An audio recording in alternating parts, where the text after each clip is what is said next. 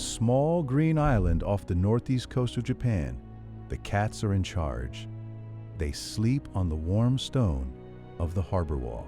They wait outside the doors of the old fishermen, and they are fed, watched over, and quietly protected by the handful of people who are left. Only about 50 humans still live here, and almost every one of them is old.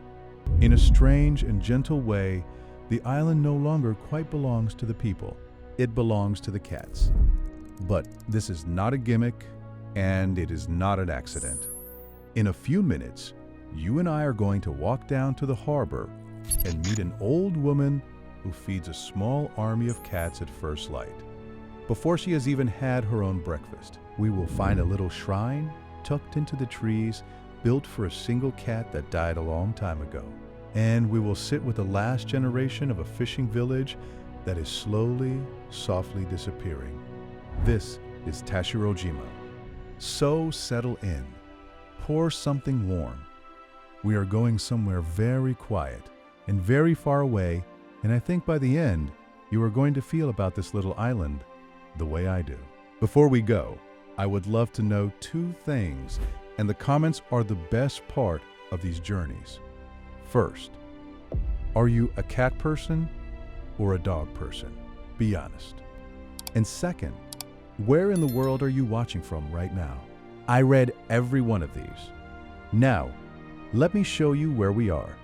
Tashirojima sits in Miyagi Prefecture, in the Tohoku region, up on the northeastern shoulder of Japan, where the land faces the open Pacific.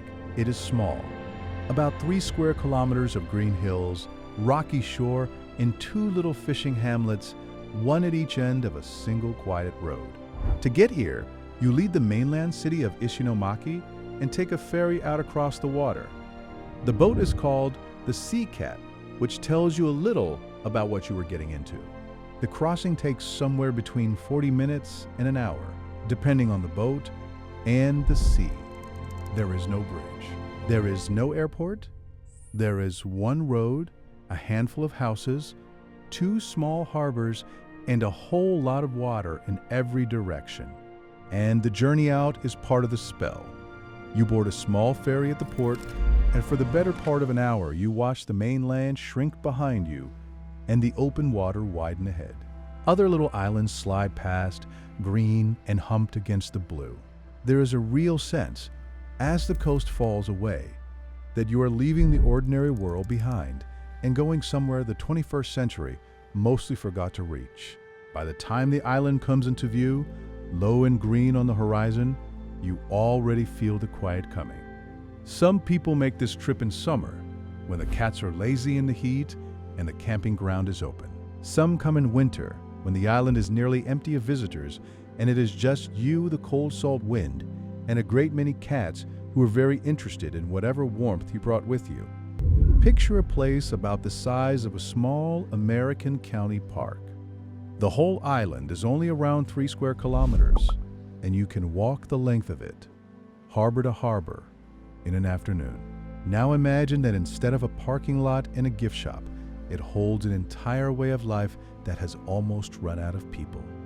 That is Tashirojima.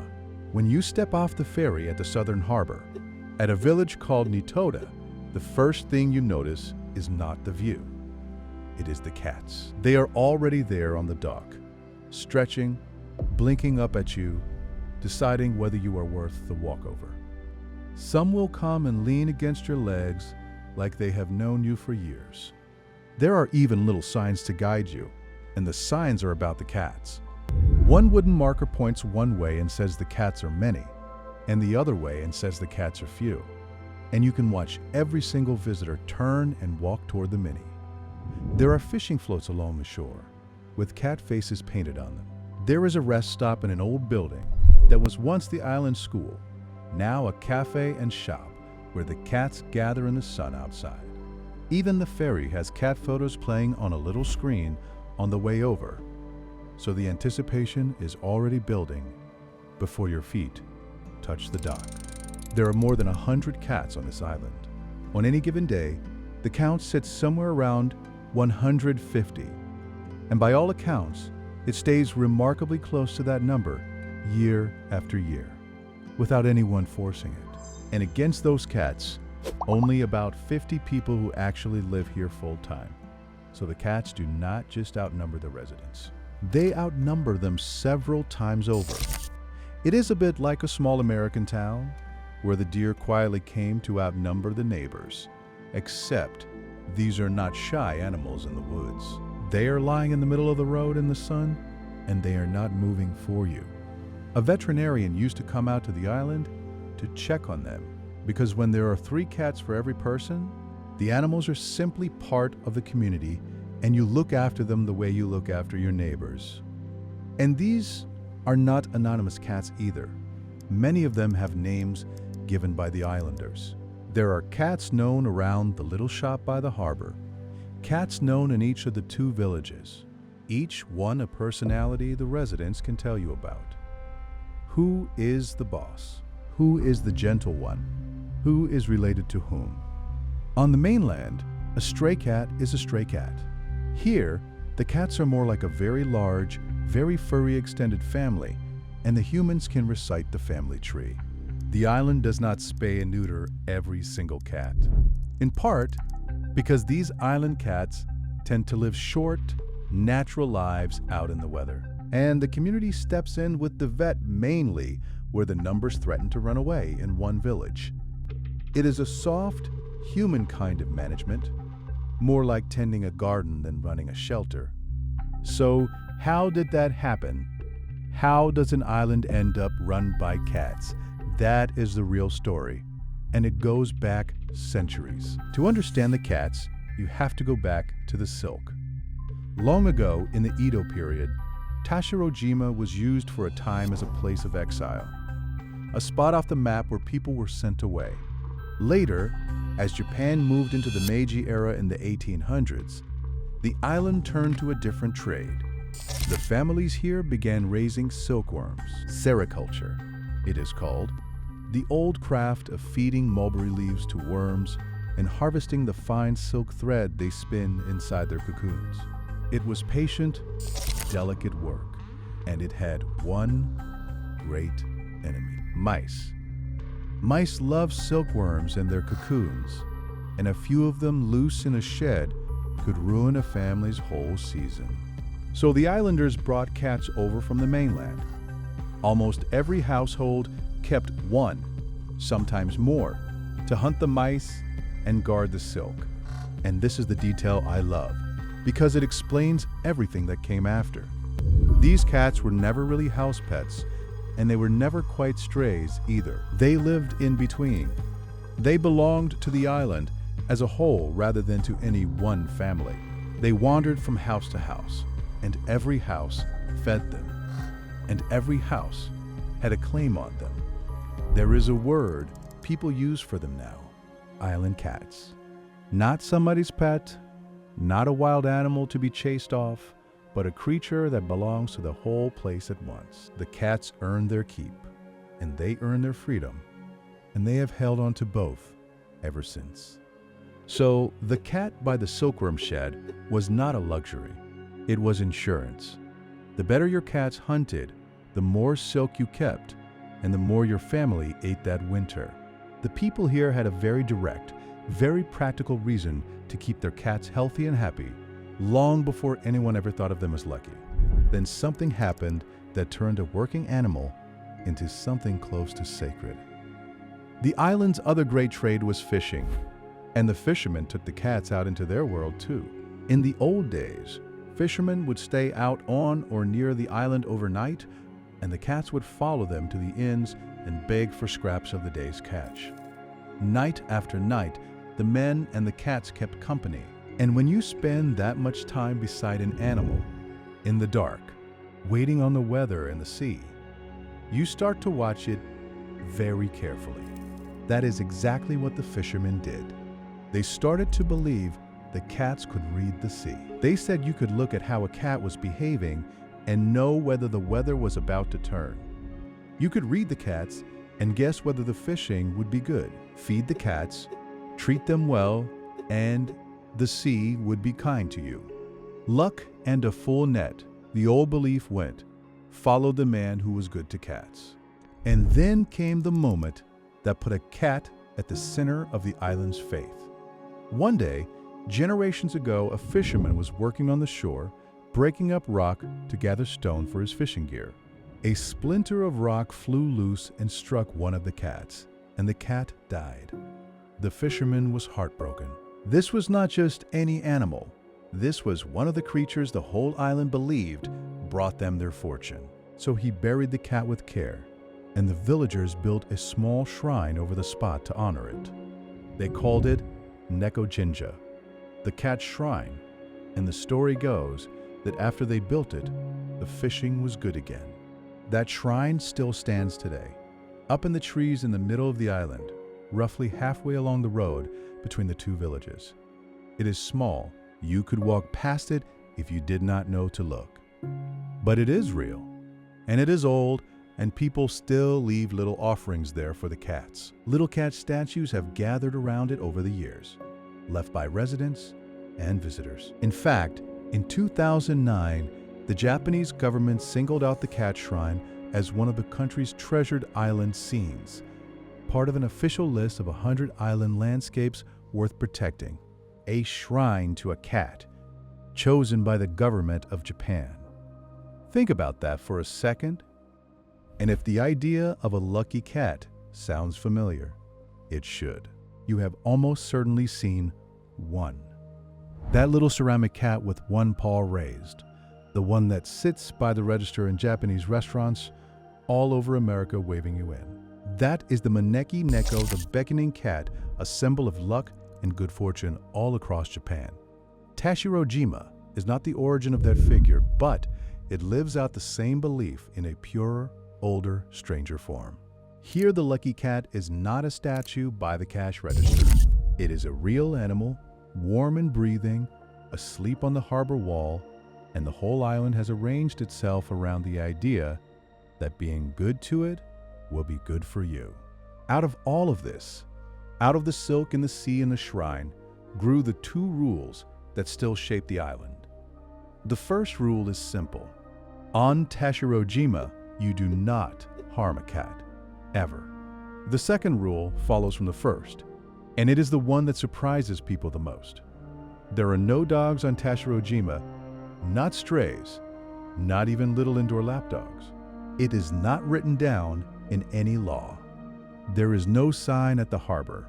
It is just understood, deeply and quietly, that this is a place for the cats and dogs are kept away to keep the cats safe. An entire island, dog-free, by unspoken agreement, out of respect for an animal.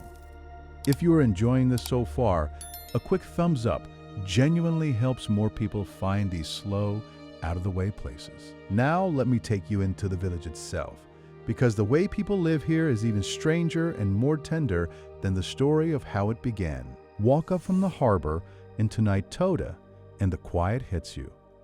There are no cars to speak of, no traffic lights, no convenience store humming on a corner. There are two little settlements on the whole island, Nitoda in the south and Otomari in the north, joined by that single road that runs about 2 kilometers over the hills between them. Nitoda, where the main ferry comes in, is the busier of the two, if you can call anything here busy, with the little shop and the largest crowds of cats basking near the fishing gear.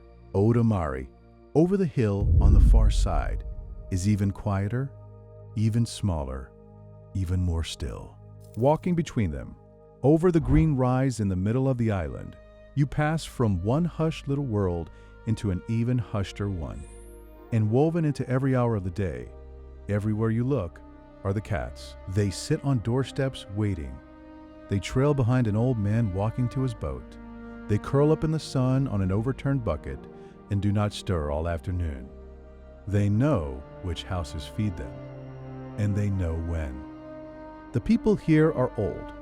The residents are well past retirement age, on average, somewhere in their 60s and 70s, and a large share of the island, something like 8 in 10, would be counted as elderly. There are almost no young families. There is no school anymore. The post office closed, and the old building was turned into a little museum. When a village gets this old and this small, Japan has a specific and rather sad word for it: Genkai Shuraku. It means a marginal village, a settlement so aged and so reduced that its very survival is in question. Tashirojima carries that label. It is, officially, a village at the edge. The one thing that does bring new faces is the cats. Up on a hill in the middle of the island, there is a small camping ground called Manga Island, with little cottages shaped like cats, sitting there, looking out over the sea. In the warmer months, visitors come to stay, drawn by the animals, and for a while, the island feels less empty. The tourism is real, and it matters. It is a lifeline for a place that lost almost everything else. But it is a seasonal, daytime kind of life. When the last ferry leaves in the evening and takes the visitors back to the mainland, the island goes quiet again, and it is once more just the old residents and their cats, the way it has been for years. There is something you notice walking those two little villages that is hard to put into words. It is a place that is aging and shrinking, and yet it is not grim. The houses are cared for, the gardens are neat, the cats are fat and calm, and clearly loved. Whatever else has been lost here, the tenderness has not gone anywhere. It has just narrowed down to a small, aging handful of people and spread out across a whole lot of very well-loved cats. But spend a day here, and it does not feel like a place in despair. It feels calm. It feels lived in. The old fishermen still go out. The gardens are still tended. Laundry still hangs in the salt air. And the cats give the days a shape and a warmth they might otherwise lose. An old woman living alone is not really alone when 8 cats are waiting at her door every morning.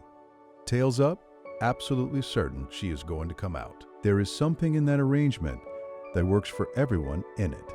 At the heart of the island's identity is that little shrine and the beliefs around it. To the people who grew up here, the cats were never just animals underfoot. They were good luck made visible, bringers of a good catch, small daily companions blessed by generations of fishermen who staked their lives on the sea and wanted the sea on their side. And you have to remember what that meant. Back when the belief took hold, a fisherman had almost no way to know what the ocean was going to do to him. No radar, no forecast on a phone. He rode out into deep, cold, dangerous water on instinct and experience and luck. And some men did not come home. So when the old fishermen watched the cats for a sign, watched how they groomed or where they slept or how they acted before a storm, that was not a silly superstition to them. It was one more reading of the world, one more edge, one more thing that might keep them alive and fed. The cat by the door was, in a real sense, part of the crew. That reverence is not a performance for tourists. It runs deep, and it is old, and you can feel it in how careful the residents are with the animals, even now, when the island has almost emptied of the people who first held those beliefs. The fishermen who staked their lives on that belief are mostly gone. But the care they built has outlasted them, and it gets handed to the cats fresh every single morning. And this is where I want you to meet the human face of the island, because for me, she is the whole story. If you visit at the right hour, early, before the day's ferry brings anyone out, you will find an elderly island woman making her rounds among the cats. The residents here call her, affectionately, the Cat Mama. She has spent years, a good part of every single day, feeding and looking after the animals. She knows them, not as a herd, but one by one. She knows which one is limping, which one is new, which one did not come for food yesterday and needs looking for today. The cats know her too. When she steps outside, they come from everywhere, from under the boats and off the walls and out of the doorways, and they swarm around her feet, and she talks to them the way you would talk to family. She is the human being at the center of this whole gentle world. And here is the tender part. She, and the few old souls like her, are the reason the island still works the way it does. When you hear people worry about the future of Tashirojima, this is often what they mean. They mean that one day the cat mama will grow too old, or her health will fail, or she will leave, and there is no obvious young person waiting to take her place at the food bowls at dawn. The whole delicate arrangement, the cats and the care and the centuries of belief, rests on a handful of aging shoulders. Think about what a life like hers has actually seen. She would remember when there were far more people here, when the harbor was busier and the boats were more, and there were other voices in the lanes, and maybe children. She has watched the island empty out around her, family by family, year by year. She has watched friends leave for the mainland, or grow old, or pass away. And as the people thinned out, the cats, in their strange way, filled the space they left behind. Fewer voices in the lanes each year, and more small furry shapes asleep in the sun. She has lived through the whole of that slow change, and she is still out there every morning, bowl in hand, calling them in. I am not going to pretend I know her whole life. I would not do that to a real person. But I know what she represents, and I think you feel it too. She is what is left of a village that once held 1,000 people. She stayed. She keeps feeding the cats. And in doing that, she keeps the oldest promise the island ever made. There is a real, tender fear among people who love this place that when a woman like her is finally gone, something more than one life goes with her. The daily ritual that keeps the cats fed, the living memory of how the island used to be.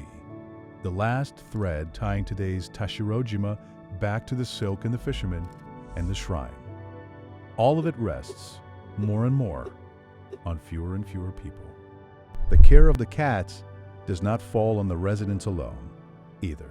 There is a woman named Satomi Kress, a volunteer who has come out to Tashirojima for more than a decade, since the years right after the 2011 disaster, to help look after the animals' health.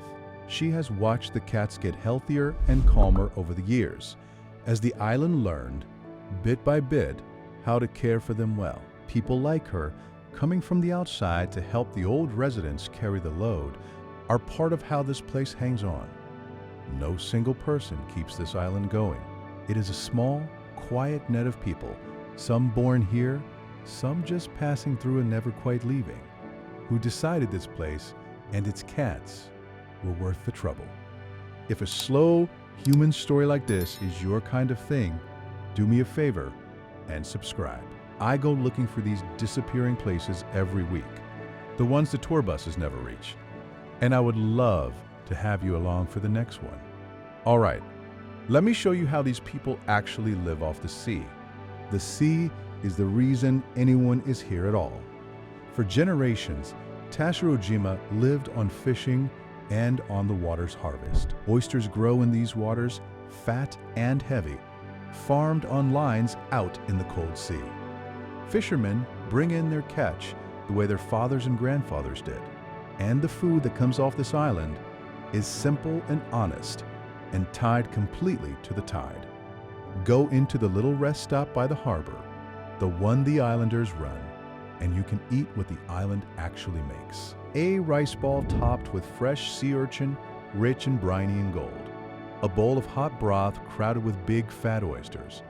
This is not restaurant food dressed up for visitors. It is what the sea gave that week.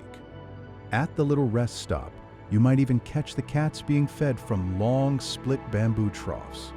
A whole crowd of them lined up nose to nose, crunching away, while visitors stand back and quietly lose their minds at how many there are. It is a wonderful, ridiculous sight. A dozen or more cats packed shoulder to shoulder at a bamboo trough in the salt air with the boats behind them. And, of course, the cats are never far from the fish. When a fisherman comes in and cleans his catch on the dock, there is an audience. The cats wait at a polite distance, then at a not-so-polite distance, and the scraps get shared the way they have been shared for 100 years. It is one of those small daily scenes that says everything about this place. A man in his 70s or 80s, weathered by a lifetime on the water, tossing a piece of fish to a cat that has been waiting for him. Neither of them thinks it is remarkable. To them, it is just morning. There is a reason the food and the cats and the people are all tangled together here. On an island this small and this old, nothing is separate. The same sea that feeds the fishermen feeds the cats. The same hands that pull the oyster lines out of the cold water set out the food bowls at dawn. The catch, the cooking, the cats, the old routines, it is all one single thing, worn smooth by repetition, passed down until no one even remembers learning it. It is just how the day is done. Let me walk you through an ordinary day here, because the rhythm of it is the whole charm. The day begins with the sea and the light.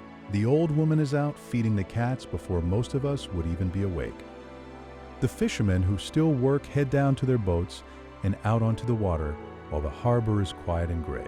The first ferry of the day slides in across the water, bringing a small trickle of visitors and taking a little away. And all through the morning, the cats follow the residents through the lanes, in and out of the sun, going wherever the food and the warmth are. There is a long, unhurried middle to the day, a simple lunch, the old people sitting outside their homes, the cats sprawled across the road, in no hurry to move for anyone. The afternoon here is warm and slow and golden, the kind of afternoon that seems to stretch out much longer than an afternoon should. Time on Tashirojima is not really told by a clock. It is told by the tide, by the light, and by the ferry timetable pinned up at the harbor. When the boat comes, the day turns. When the light goes soft and low, the day is ending. If you walk the road between the two villages in that long afternoon, it is about 2 kilometers over the green hills. And you will not be alone. A cat will fall into step beside you for a while, then peel off. Another will be asleep in the exact center of the path, forcing you around. You will pass the little shrine in the trees. You will pass gardens and weathered houses and the wide flat shine of the sea below. And the whole way, there is almost no sound of engines, no rush, nothing to remind you what year it is. You could be walking this road in almost any decade of the last 100 years. And at dusk, the harbor is the most beautiful place in the world. The water goes still and pink. The fishing boats knock gently against the dock. The cats settle onto the warm stones to hold the day's heat a little longer. And the few lights of the village come on, scattered and small against all that dark water. There is no glow of a city anywhere on the horizon. Just the dark sea, the dark hills, and those handful of lights, each one a house where someone old is settling in for the night with a cat or 2 for company. It is the kind of quiet you can almost hear. Now, I have to be honest with you about 2 harder things, because a place like this deserves the truth, not a postcard. The first is the slow one. This island is emptying. Back in the 1950s, Tashirojima was home to around 1,000 people. 1,000. There were children running the lanes, boats crowding the harbor, a school with a full yard, a working post office, a whole busy little world. Today, the island holds fewer than 100 people, and only around 50 live here full-time. In a single lifetime, this island lost more than 9 out of every 10 of its people. The young ones did what young people all over rural Japan have done. They grew up and they left. For Sendai, for Tokyo, for lives with more work and more options and more faces their own age. The ones who stayed grew old. And once that starts, it is very hard to stop. The school closes because there are no children. Then there are no children, partly because there is no school. The shops thin out, the boats sit idle. Each thing that leaves makes it a little harder for the next family to stay. And so, the next family goes too. This is not a story about one island being unlucky. It is a story about what happens, quietly, to hundreds of villages like it. The nearby island of Oshima, another of Japan's famous cat islands, has already dwindled to just a small handful of elderly residents, and people there openly wonder how much longer anyone will remain at all. The quiet, moving truth of Tashirojima is that no one really knows how much longer there will be people here either. There may come a day, not so far off, when the last human resident leaves. And on that day, the cats may be all that remain of a village that stood for centuries. It is happening in slow motion, gently, but it is happening. And knowing that changes how you see the old woman at the food bowls in the morning. She is not just feeding cats, she is holding the door open for as long as she can against something much bigger than herself. The second hard thing is a single day. In March of 2011, the Great East Japan earthquake struck off this very coast, and the tsunami that followed devastated the towns and harbors of the Tohoku region. Tashirojima was in its path. The island's harbor was badly damaged, and the fishing that the residents depended on was hit hard. But the island endured. The people came through it. Over the years that followed, the harbor was rebuilt and the coastline raised. And by the middle of the decade, a new ferry landing had been added and the boats were running again. The cats came through it too. I am not going to dwell on that day out of respect for everyone on that coast who lived it and everyone who did not. I will only say that this small, aging island took the worst the sea could give and is still here, still feeding its cats at dawn. So what do we do with all of this? A green island run by cats, a shrine to an animal, a fishing village, down to its last quiet handful of people. What is it really about? I think Tashirojima is a small, tender picture of something happening far beyond this one island. All over rural Japan, and honestly, all over the world, the same thing is unfolding. The young leave. The old stay. A way of life that took centuries to build fades out over a generation or two, softly, without anyone deciding it should. There are villages like this one on every continent, places that are more memory than future. But here is what makes this island different, and what makes it, for me, one of the most quietly beautiful places I know. The fading has a strange grace to it. The old people who stayed are not alone. They share their last years with the animals their own ancestors blessed, hundreds of years ago, back when the silk was spun and the shrine was built and the first fisherman decided a cat could read the sea. The cats keep the old people company. The old people keep the cats alive, and around them, the whole long story of the island keeps breathing one bowl of food at a time. I think that is why this place stays with people long after the cute videos are over. Most cat islands online get shown to you as a joke, a fun fact, a place teenagers screenshot and forget. But when you slow down and actually look, Tashirojima is something much rarer than a novelty.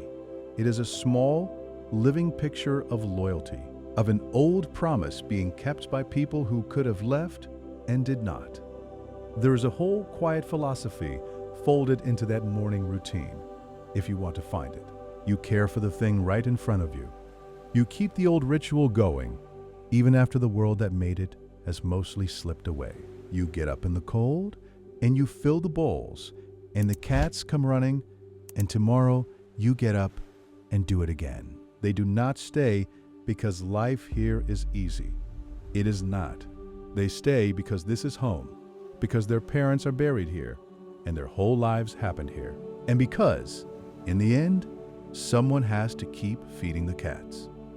If you ever do make it out to that harbor, and I hope you do, go quietly.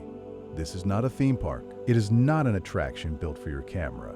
It is a real, living, aging community, and its animals hanging on with a lot of dignity and a lot of love.